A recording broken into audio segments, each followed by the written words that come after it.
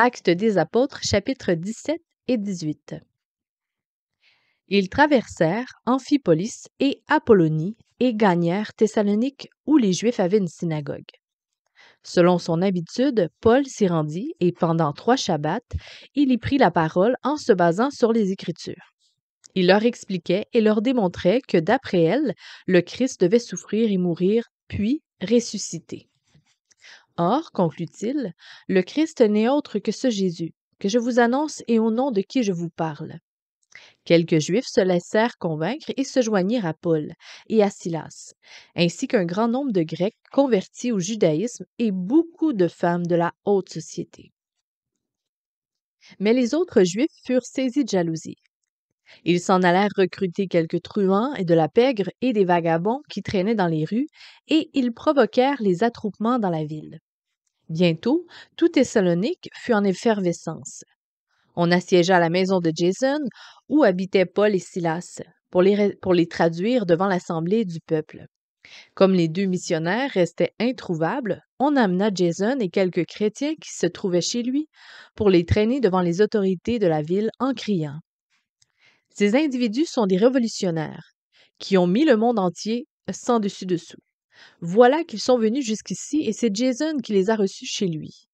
Ce sont des agitateurs publics qui n'obéissent pas aux édits de César.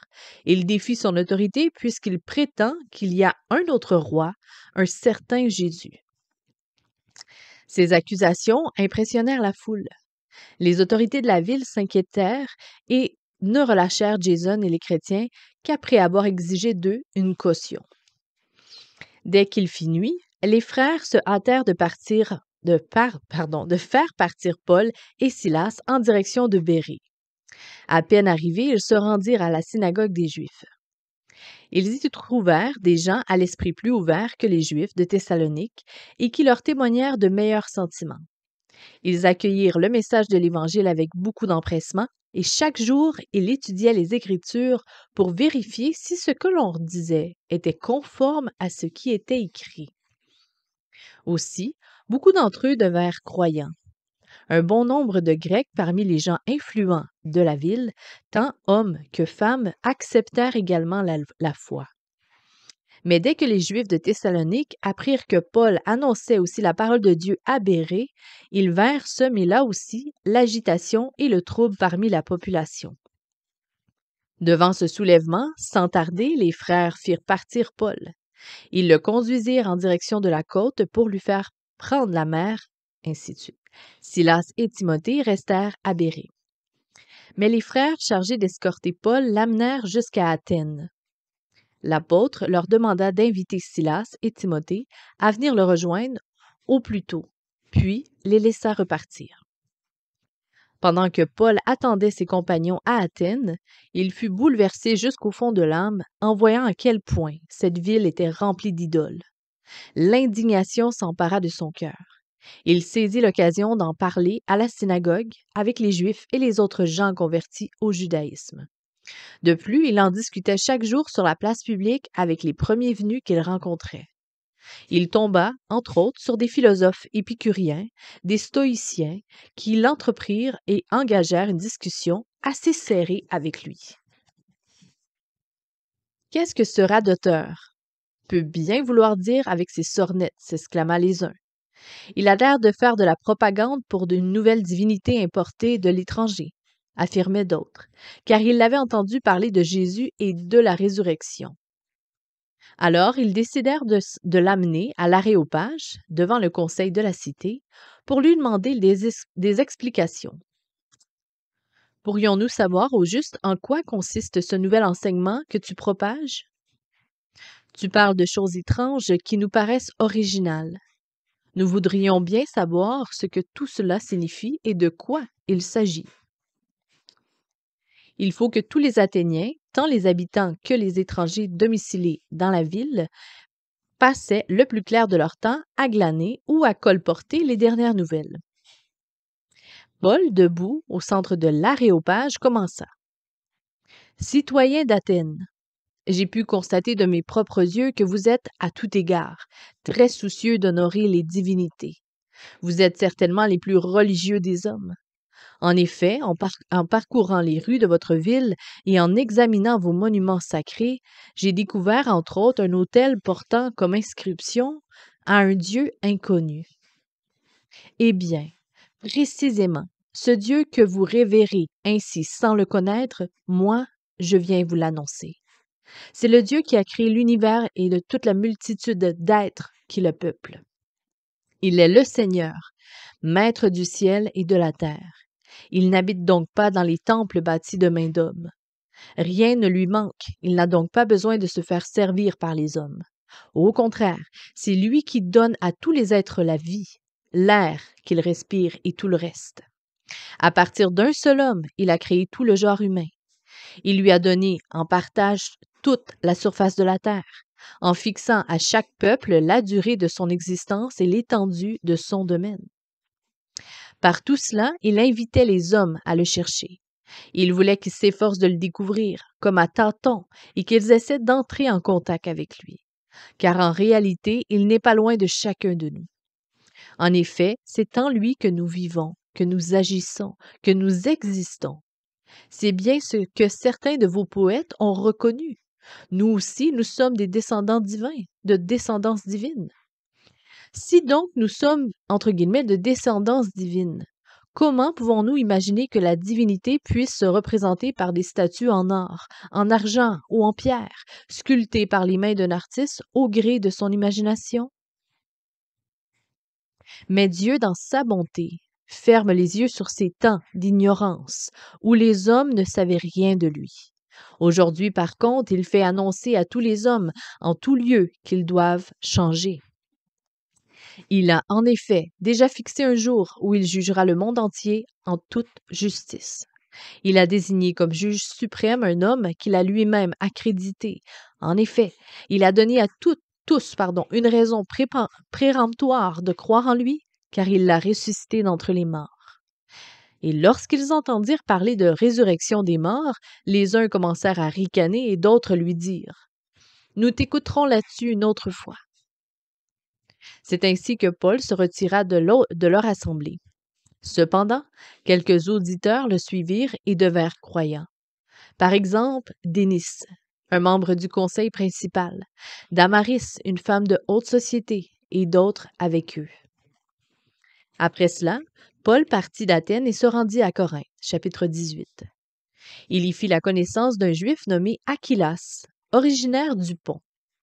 Il venait d'arriver d'Italie avec sa femme Priscille, car tous les Juifs avaient été expulsés de Rome par un décret de l'empereur Claude. Paul entra en relation avec eux et devint leur ami. Comme il était de même métier que lui, c'est-à-dire qu'il fabriquait des toiles de tente, ils le prirent comme associé et le logèrent chez eux. Chaque Shabbat, Paul se rendait à la synagogue et y prenait la parole. Des Juifs et des Grecs se laissèrent convaincre par lui. Quand Silas et Timothée arrivèrent de la Macédoine, il consacra tout son temps au ministère de la parole. Il démontrait aux Juifs, témoignage à l'appui, que Jésus était bien le Christ, le Messie promis. Mais bientôt ceux-ci furent obstruction. Ils l'injurièrent et répandirent des calomnies sur son compte. Alors, Paul, en signe de protestation, secoua contre eux la poussière de ses vêtements en déclarant: « Si vous êtes perdus, ce sera de votre faute.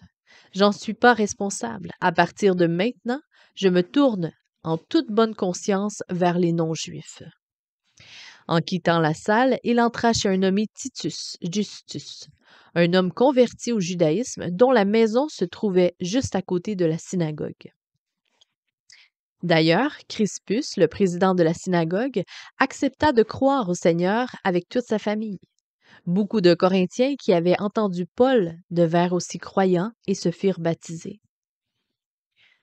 Une nuit, le Seigneur lui-même apparut à Paul dans une vision et lui dit: « Tu n'as rien à craindre, continue à parler hardiment. Je ne te laisse pas réduire au silence, car je suis avec toi et nul ne pourra te nuire. En effet, dans cette ville, il y a beaucoup de gens qui m'appartiennent. » Alors Paul se fixa à Corinthe, et pendant 1 an et demi, il y enseigna la parole de Dieu. Un nouveau gouverneur, Galion, fut placé à la tête de la province d'Achaïe.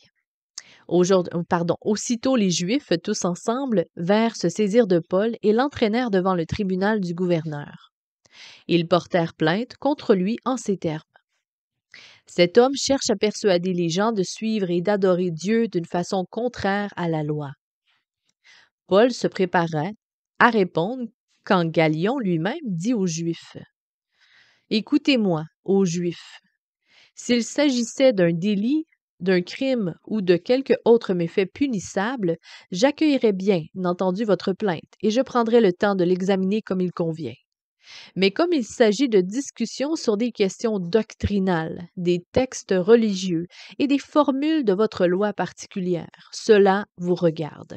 Je ne veux pas juger ces sortes d'affaires. » Là-dessus, il les fit évacuer de la salle d'audience. Alors, la foule s'en prit à Sosthène, le chef de la synagogue, et le roua de coups devant le tribunal, sans que Galion s'en mette en peine. Après cet incident, Paul resta encore assez longtemps à Corinthe, puis il fit ses adieux aux frères et s'embarqua pour la Syrie, emmenant avec lui Priscille et Aquilas.